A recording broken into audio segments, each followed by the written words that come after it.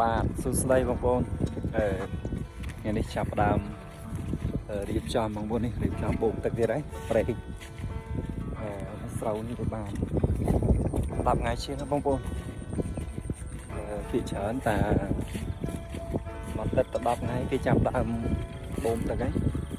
តែលសាតែឥឡូវវាអត់ទឹក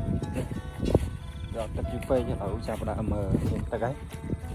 ហើយចាប់ដើមរៀបចំបូមcònសាច់បូមមកពេញទាំងអស់ខ្សែហ្នឹងវាចូលបូមម្ដងវាចូល2កដង3កដងបងប្អូន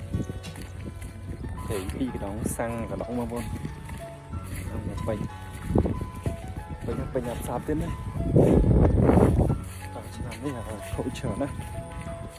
saoវាអត់ភ្លៀងអត់ទឹកវាក្តៅវាឈួលងាប់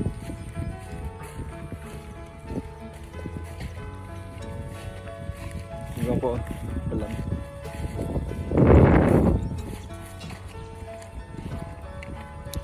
ដាក់មកដល់ខ្សែជិះដល់កន្លែងសិនបូមទឹកហ្នឹងបងប្អូនដល់កន្លែងសិនរៀបចំដាក់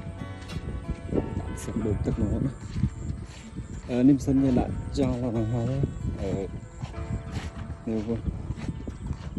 នេះទឹកមានក៏មានអត់ច្រើនទឹកតិចផងណាបងប្រមាត់ដាក់ខ្សែតិចហើយបាន30សិនបងប្អូនខ្សែខៀវហ្នឹងទៅបូមដាក់ខ្សែនេះស្មុនខ្សែតរហូតហើយដាក់